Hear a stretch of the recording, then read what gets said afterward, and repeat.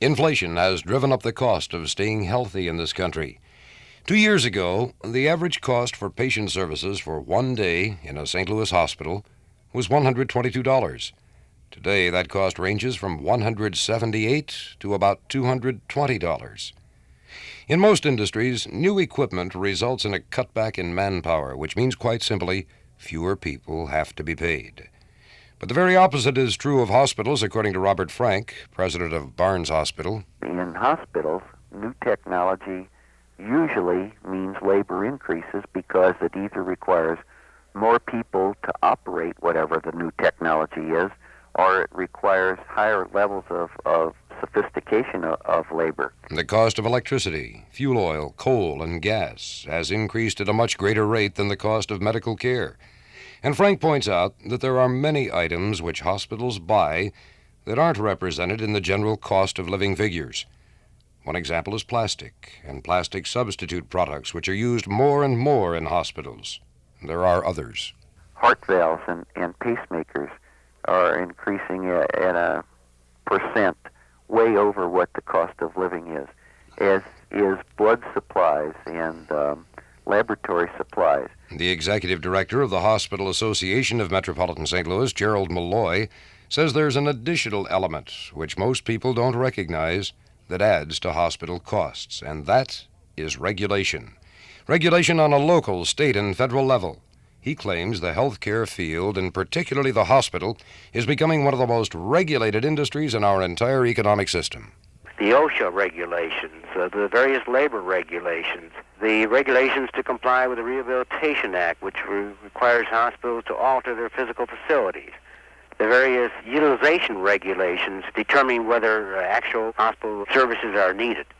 All of these add to the cost of hospitalization just to meet and comply with the various governmental regulations at all levels. The president of Jewish Hospital, David G., says there's a tremendous price tag attached to medical technology. Equipment is expensive, and when it becomes obsolete, the cost of replacing that equipment is often devastating. This, he says, raises an ethical question. Do the costs of new technology exceed the benefits? Is it worthwhile to spend millions of dollars to prolong someone's life for a very short period of time? G says saving lives and reducing illness is paramount, regardless of the expense. The CAT scanner, for example, is a landmark in medical technology. It allows the radiologists to study organs deep within the body and is more sensitive and accurate than standard X-rays, but it is very costly. In actual practice, a CAT scanner can do a diagnostic procedure in a much safer fashion than any other form of diagnostic procedure. Now, it's true that a CAT scanner costs $700,000 to $800,000, which is a lot of money. On the other hand, when you consider that the other diagnostic means of deriving that same information are painful, they require prolonged hospitalization, they can result in invasive techniques that could actually kill or hurt a patient. And the use of a CAT scanner makes the whole process quite a bit easier. We'll continue our look at inflation and its effect on health care in our next report.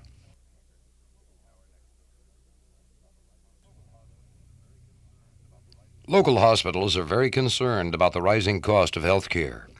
In an effort to contain these costs, hospitals are critically reviewing their operating expenses and trying to cut budgets wherever possible. That, according to the executive director of the Hospital Association of Metropolitan St. Louis, Gerald Malloy.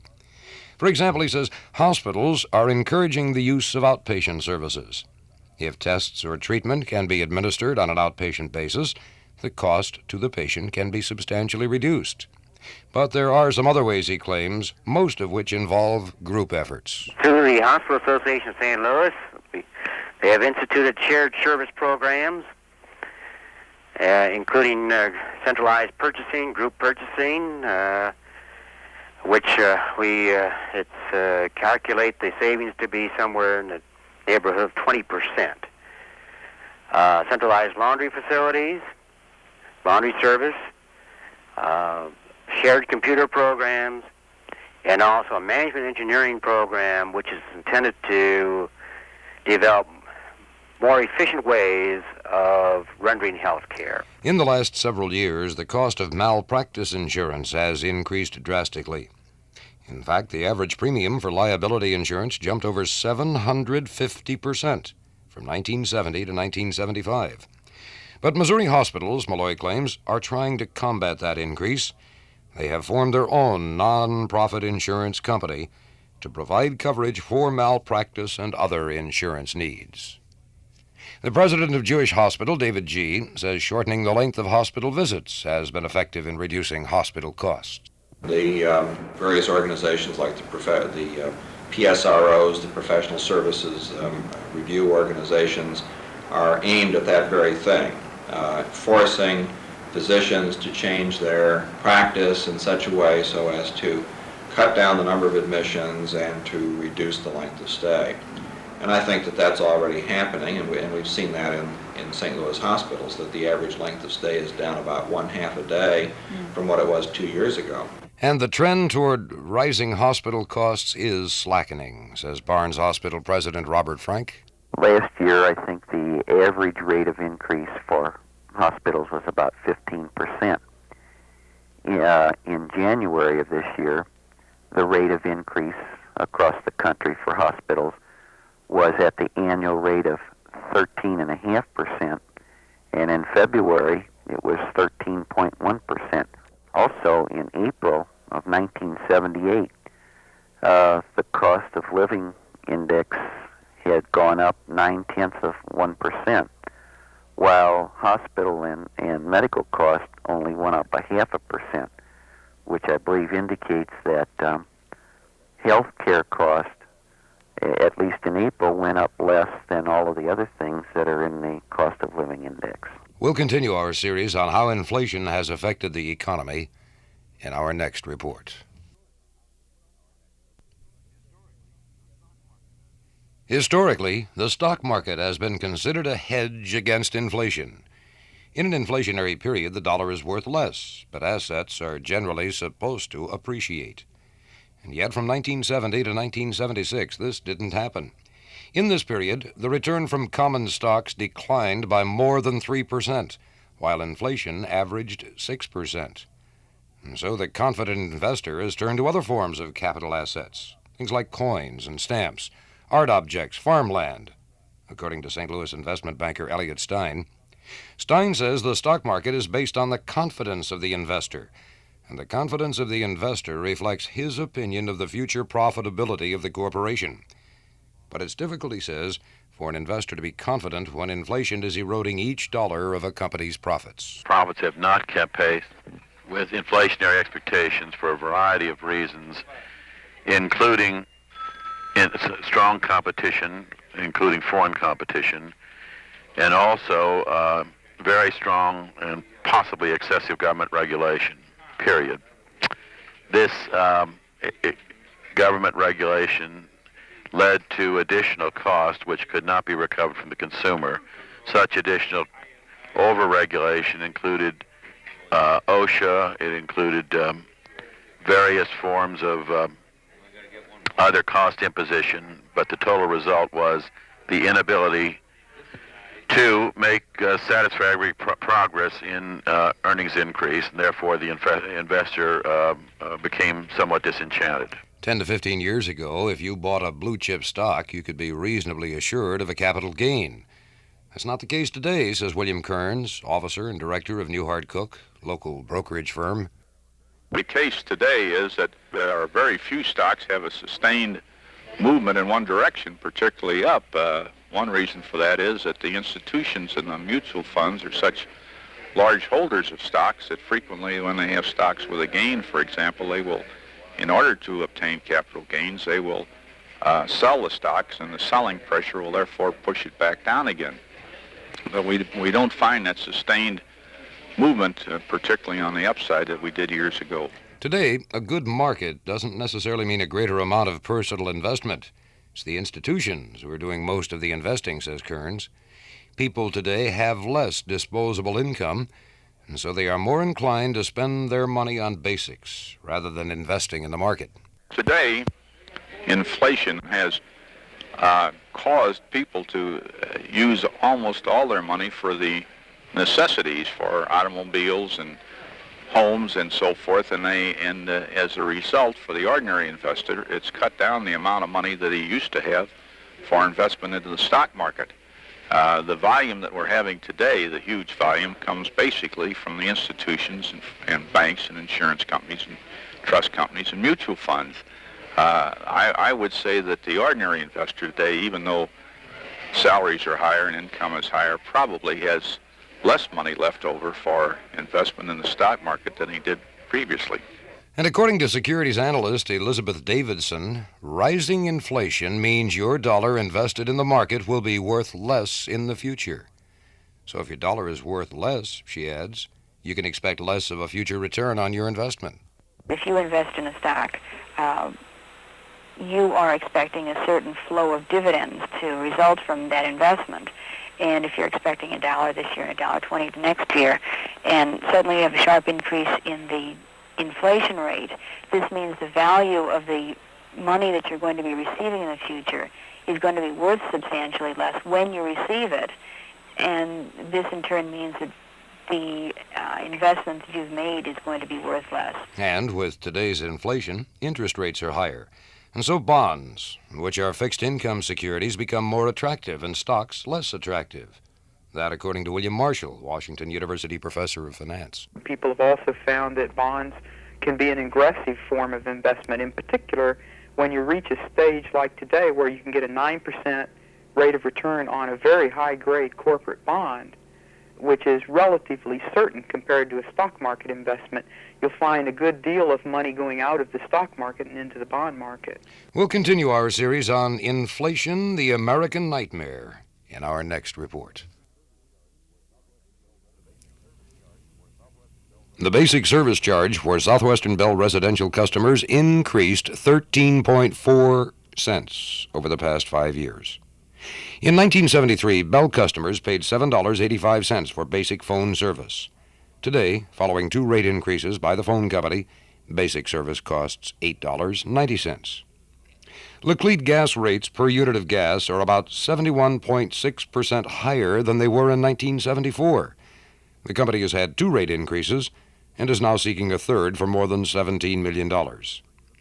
Union Electric rates per unit of electricity are about 73% higher today than they were 5 years ago. That's for a residential unit without an electric water heater or space heaters. Utilities play a crucial role in the inflationary cycle, and higher utility rates are constantly cited by industry and business as a cause of increased costs.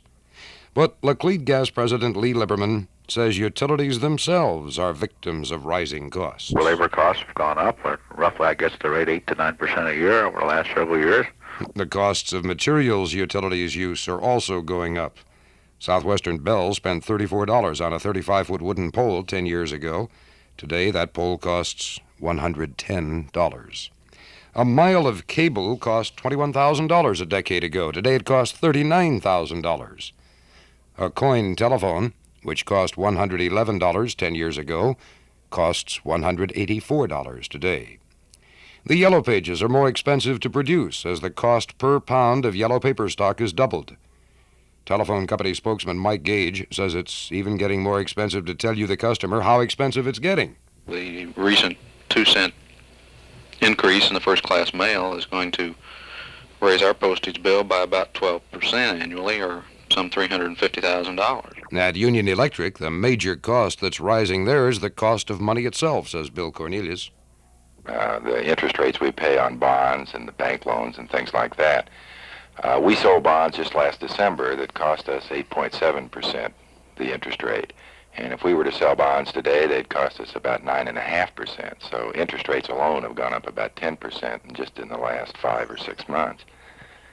And it's also interesting that the 9.5% that we would have to pay for money today is greater than the rate of return that the Commission allowed us in our last rate case, which means that our rates are not designed to cover those kinds of interest costs. Then the miners' settlement last winter. Well, that means UE pays 10% more for coal, which translates to 2 to 3% increases for the average residential customer. So even though consumers are urged to conserve energy, make fewer phone calls, turn off lights, lower the thermostat, utility companies agree inflation will make up cost increases for what you're using. We'll continue our look at inflation and its impact on the economy in our next report. The cost of homeowners insurance has had a dramatic increase in recent years. 4 or 5 years ago, a St. Louis resident who paid $100 to $200 for homeowners insurance today pays between $400 and $500. And the major cause of this increase is a rise in the cost of homes. According to Arnold Cernick, he's a senior vice president of Reed Shaw Stenhouse, St. Louis Insurance Company.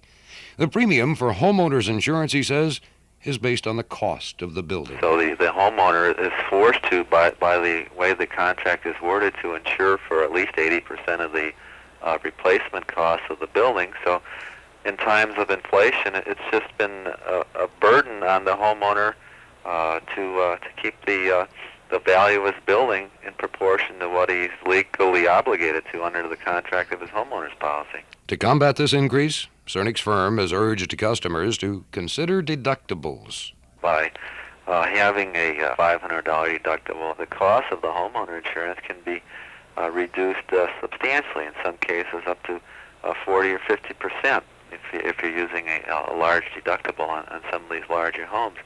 And really, the person insuring their home, they really should be concerned about the catastrophic loss. Most of them can afford to pay the $100 claim or the $500 claim, and they're really looking for coverage if they should have a total loss to their property. I think if more people would consider this, rather than just trying to buy insurance to cover the $50 or $100 claims, I think they could find that their insurance premiums are going down substantially. Marvin Fornwalt, vice president of the Lawton Byrne Bruner Insurance Agency, says there is little recourse for the consumer in the area of homeowners insurance. The homeowner really only has got two choices: either to have the coverage and pay the price. And of course, he certainly should try to get the most competitive price that he can. But he's got two choices: either to pay the price or else not to have the coverage. That's really about what it boils down to. Likewise, the cost of auto insurance has risen rapidly. Premiums that would have cost $400 to $500 a few years ago now may be as high as $1,000. Fornwalt says today it costs approximately $300 simply to replace a front bumper. A few years ago, that figure was only $50. And the reason for this? The high cost of labor. Labor costs have risen when in a repair shop or a local automobile garage to do that kind of thing. Their rate is now like $22, $23 an hour. Back a few years ago, the rate was like $6 or $7 an hour. That in itself causes the cost of repair to skyrocket. Also adding to the cost of auto repair is the high cost of today's technology, says Fornwalt. The bumper itself is a much more sophisticated bumper than it used to be. So that would have an effect on it too. If you were replacing the same kind of bumper today, I mean, I suppose the cost of living index would be the thing to compare to and say, okay, that since 1967, I think that's the one that's used mainly now, is the 100% base. The cost of living index is what up? Maybe, I don't know, 75%, something like that. And Cernick says his firm is recommending deductibles there, too. We've been advising our clients to assume more and more of the cost of the comprehensive coverage for their car and the collision coverage for the car, increase the deductible so that this would reduce their premiums. In the liability area, of course, there you probably want to stay with the first dollar coverage because that's where your big exposures are in the liability. But in the area of the physical damage to your car, you can really limit the amount of your loss. I mean, you know what it is because it's the value of your car. Therefore, you should decide what amount of that you want to assume and buy that deductible, therefore saving substantial premium dollars. We'll continue our series on inflation, the American nightmare, in our next report. It may be easy to teach the multiplication tables, but in the last 10 years, the costs have multiplied off the blackboard. The treasurer of the St. Louis School District, Dr. Sam Lawson, says in 1961, the average cost of educating a youngster in the city of St. Louis was $438. Since then, costs have skyrocketed. That cost rose to $536 per pupil in 1966-67.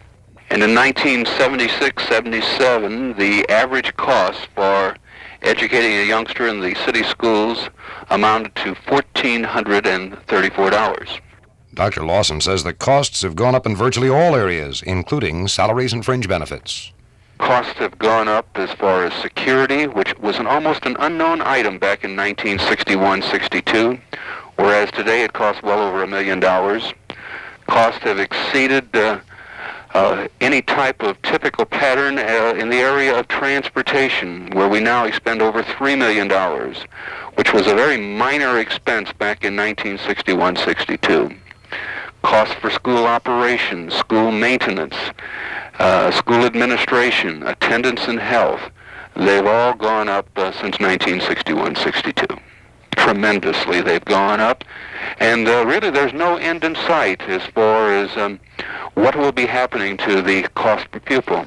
Lawson says the quality of education, though, has improved in the system, and the pupil-teacher ratio has been reduced. However, he adds inflation may be taking its toll in the system with 81,000 students.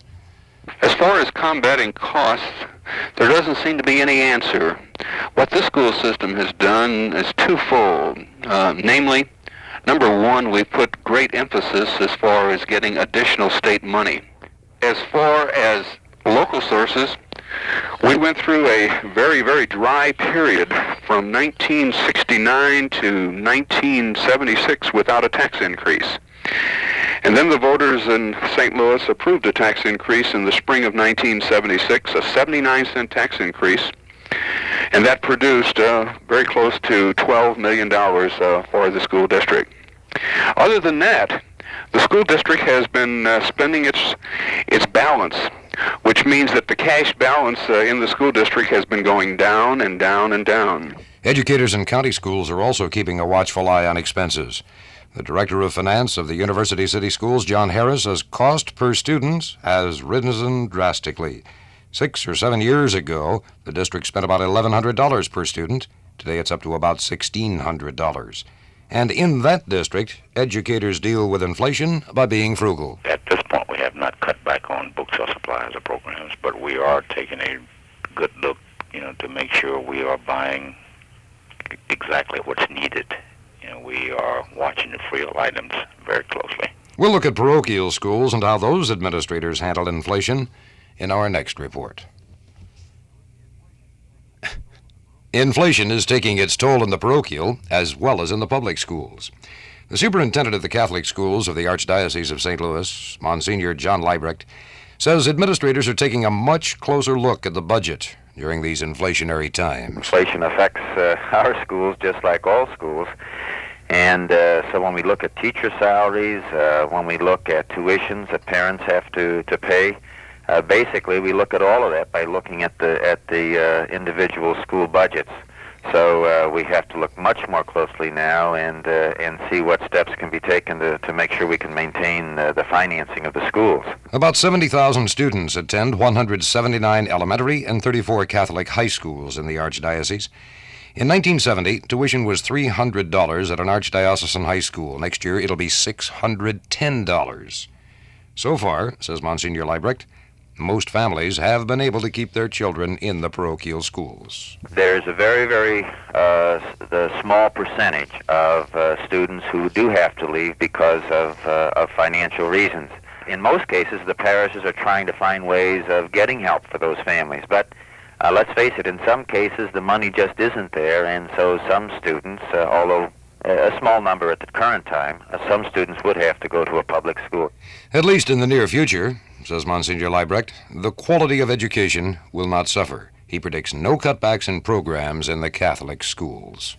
I don't think we will cut back in supplies either. I think we will be much more careful in the supplies that we buy and make sure that they are absolutely necessary. If we look closely enough and work hard enough, we can avoid real cutbacks, and that's the objective that we have in mind. We'll continue our series on inflation with a look at the high cost of a college education in our next report.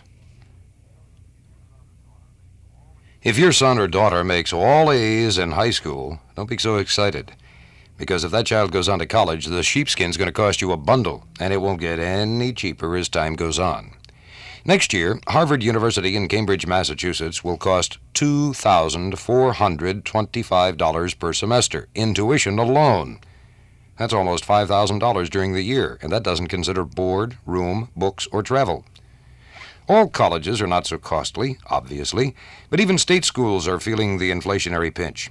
Students at the University of Missouri will spend $361 per semester for tuition, if they are state residents, but even that price tag is a $40 hike over last year.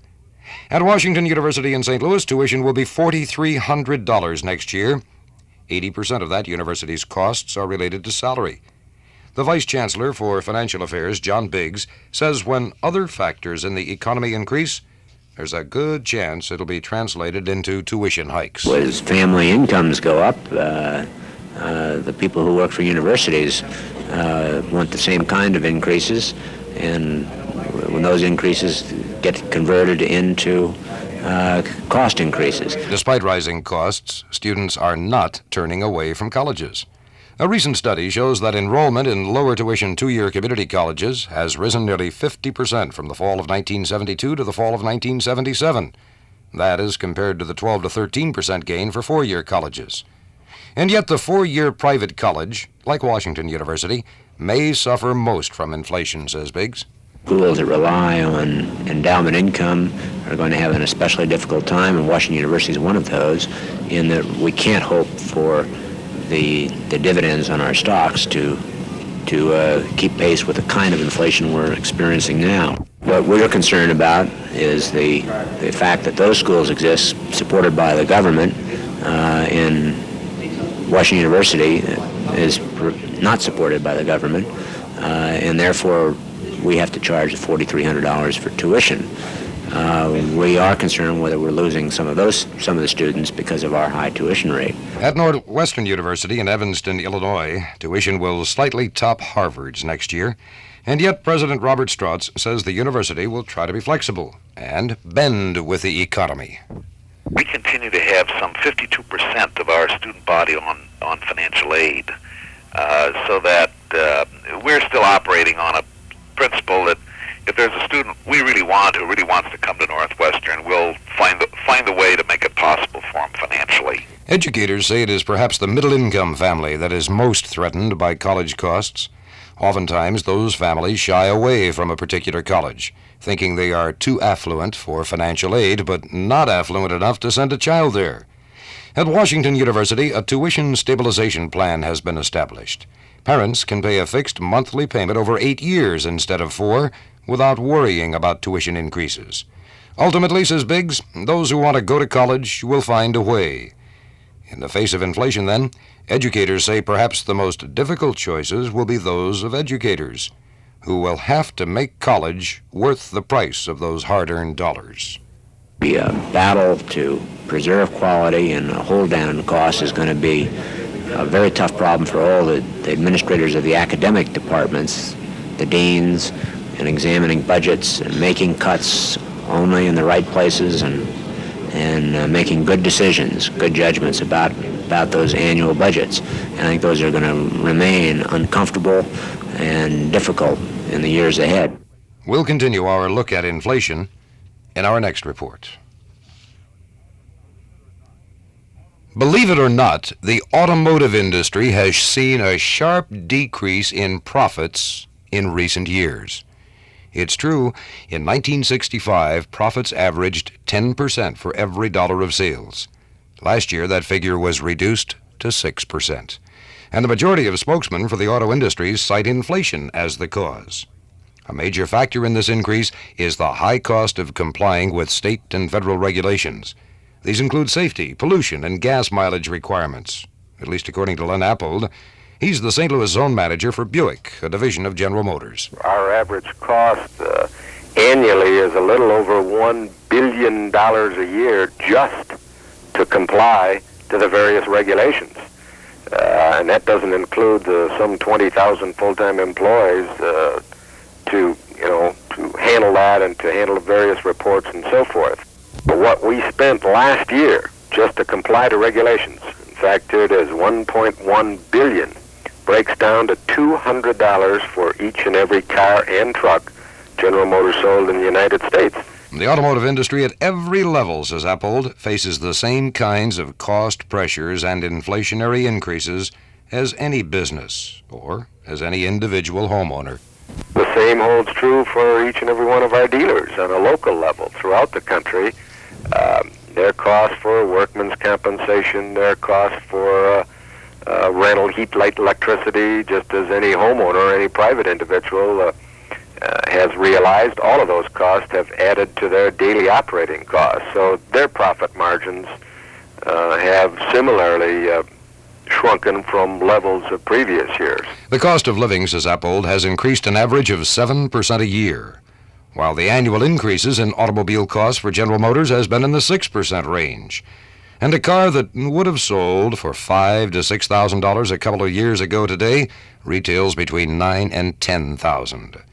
But despite the price increases, he says, manufacturers still have been unable to recover costs, and as a result, profits have declined. When you consider the 20,000 some suppliers, about half of every dollar that we, for dollar sales, goes to those suppliers. And of course, their goods, be it copper, steel, plastics, whatever, have increased as a result of inflationary pressures. And of course, we have to pay more and have to recover some of that in the cost of the car, so therefore prices do increase. But they have not increased in the same relation to our increases in cost. General Motors generally brings in over $3 billion annually in sales, says Appold. But this, he points out, does not mean huge profits. What I guess a lot of us overlook is that all of that basically goes to back to stockholders to give a return on their investment. And of course, we got a million, well, it's over 1.25 million stockholders. And then the remainder goes back into business. And when you look at some of the spending, for instance, that we have projected, I believe last year was a record, something like $3.6 billion, and by 1980 we're projecting about an average of $5 billion a year. You obviously have to generate that money from some point. So there is some concern. We'll continue our look at how inflation affects the automotive industry in our next report. Many independent automobile dealers have suffered a decline in profits in recent years. While they may be selling and servicing more cars, handling more dollars, employing more people, they say they are often hard-pressed to increase their profits. And this is because increased costs are passed on to the consumer with no real improvement in the markup for the merchandiser. In 1976, the base price for a Pontiac Catalina coupe was $4,828. In 1977, that same car retailed for $5,030. This year's list price, $5,362. The figures indicate an annual cost increase of about 7%. And the same figure reflects all general cost increases for the industry, at least according to Lindbergh Cadillac Vice President George Mady. The new cars that we buy from the factory continue to advance about 7% a year.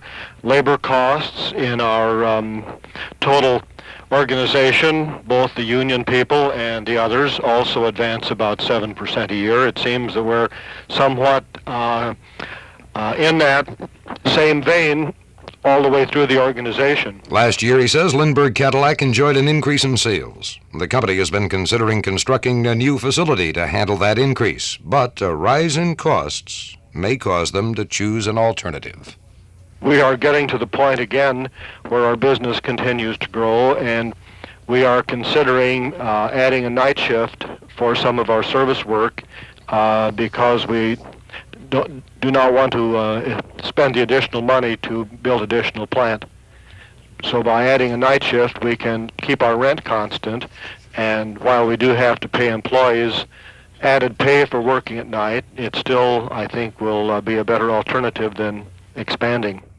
The general manager of Fred Bragg Chevrolet, Charlie Wilson, says business has picked up in the last year at that South County dealership. Important factors, he claims, are the increased population in the area, as well as the lack of public transportation in the outlying areas of the county. Another reason for this year's increased sales, he points out, is a feeling on the part of customers that inflation will be higher next year, and so they better buy now. I've had several of my customers say they thought they were thinking about a car, and they better do it now because they know next year's prices are going to go up higher. The high price of new cars has caused many consumers to opt for used cars, according to Ellis Motors president, Ellis Dinos. Inflation, the price of the newer cars have gone very, very high. So an average new car 5 or 6 years ago was maybe $4,000. Now it's $6,000 and $7,000. A lot of people cannot afford that kind of money. And the wise consumer, says Dinos, knows a good bargain when he sees one. Also, you compare. When a person sees a new car for $6,000 and can come and buy something very comparable to it, but maybe 3 or 4 years old for $2,000, it therefore keeps the price very firm. We'll continue our look at inflation and its impact on the transportation industry, airlines, in our next report. Anyone who reads the travel section of a Sunday newspaper would never guess that inflation has attacked this country. Airline fares have never been lower. As many varieties of super saver, no-frills discount fares deck the pages as do baseball teams on the sports page. Under certain conditions, a St. Louis resident can travel to Rome, Italy for as little as $563. The same flight to Italy, without the money-saving discounts, could cost the summer traveler $1,200 to $1,600 in first class. Domestically, the Disneyland-bound flyer can go to Los Angeles from our gateway city for as little as $185 on a flight that could regularly cost more than $300. Airlines say the flight fights are prompting more business across the board, and yet the sky wars do not stop inflation from taking its toll in those friendly skies. Experts say that the basic airline fare really has increased more than 5% from March of 1977 to March of 1978. Airline executives say the entire airline industry has been seriously affected by inflation.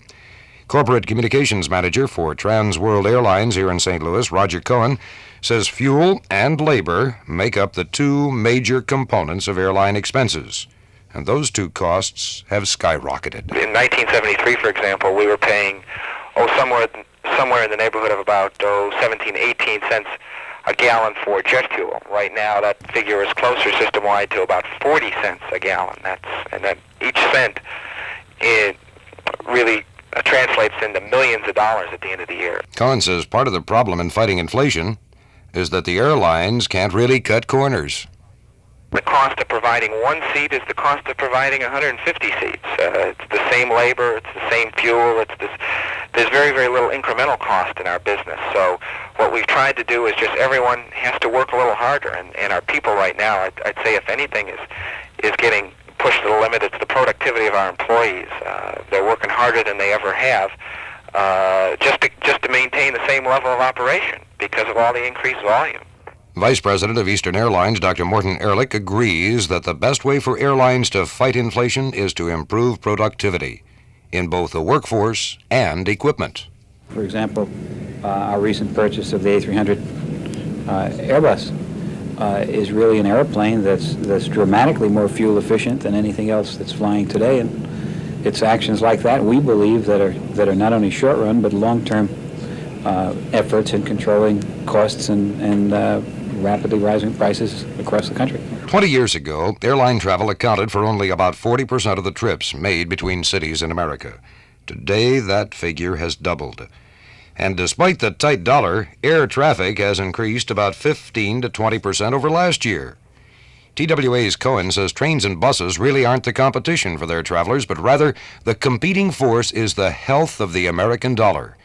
The way to turn a profit, he says, is corporation stretching. The answer is to try and do everything we can to squeeze as much earnings as we can out of a very limited resource, those airplanes. Most airlines have put a few more seats into their airlines, trying to use the airplanes more hours per day, get a little bit better efficiency out of that, try to cut down the consumption of fuel. We have instituted operations, every airline has, to really drastically cut back. We're carrying many more passengers now on less fuel than we did, let's say, 5 years ago. The real crunch is going to come, although we're experiencing some healthy earnings this year, the real crunch is going to come in the next 5-10 years, and we have to replace a lot of aircraft. Now, what do you suppose the price of replacing aircraft will be in 5 or 10 years? We'll continue our look at inflation in our next report. Maggie Clark's 6 children used to be able to go to the movies on Saturday, or ice skating, or maybe just down to the drugstore for a candy bar. They can't afford to do those things anymore. Mrs. Clark says the kids hang around the alleys in the neighborhood on McCree in the city's south side, and since she can't afford to let them go anywhere, her biggest job is just keeping them out of trouble and off the city streets. Her husband Willie works full-time at a bullet factory and brings home about $8,800 a year. The Clarks are not on welfare, nor do they receive any aid. They are the real victims of inflation. I'm not able to buy them clothes like they needed. All kids want these jeans, so I just have to make out the best I can. Just could give them money and they go shopping. Now they don't get a chance to do that anymore. Get money, go skating and to the movies and things like that, and all that's cut out. Mrs. Clark has looked for a part-time job and she can't find one. Her hands are full, though, just looking after the kids and keeping house. Many of her duties take more time than they used to, like grocery store shopping. She says it takes a lot longer because she goes to different stores for the cheapest items. We go down on the market and get our vegetables, like that, and then check the papers for ad at the stores and try to get the cheapest one, like Kroger's and National. I go to Aldi's to get my canned goods because they're cheaper. Worth it, because it really pays off, like these stores you want, 2 or 3 cans for $1 when you get 5 or 6 down here for $1. Summers are particularly hard on the Clark family. Mrs. Clark says the children, who are between the ages of 10 and 18, are eating at home more often while their dollars are stretching less. When school going on, I don't have to worry about that, but since school is out, boy, can't keep enough here for them to eat. Because they were getting, like 2 meals at school and just eat one here, but now, trying to buy peanut butter, jelly, eggs, bacon, and sausage and stuff like that to keep you going all the time. And right now, the bill's not up to date right now, so we'll have to try to get them caught up and worrying about school clothing. Meals are different at the Clark house since inflation began biting at the family income. We like ground beef, and that's just outrageous. Bacon, and pork chops. We don't eat that anymore. We just try, mostly neck bone, pig ears, and stuff like that, trying to stretch it. The Clarks' future looks no better than their present. They say they'll continue to live in their 5-room flat, which they rent. Mrs. Clark says buying a home for the family is out of the question. They could never get together a down payment. A new car would also be an impossibility, even though the family car is more than 5 years old. Mrs. Clark says she doesn't mind not having the things she wants, but the kids, she says, are really affected. For the last year or so, it's been awful hard. So, the biggest boy, he, try to give him more to do to others so he can get out and trying to keep him out of trouble. And you have to give him little extra things, and, the little smaller kids would have to have. Mrs. Clark doesn't understand the economy very well, nor does she understand why her dollar doesn't go as far as it used to. But if she has to find a villain, it would be President Carter. My friends that was on ADC, and I took a lot of them off and everything. I said, oh, boy, I made a mistake voting for him. But that's the first time I ever voted for a president, and I thought he was going to do something, and boy, he really let me down. We'll continue our look at inflation in our next report. I'm Ann Keefe.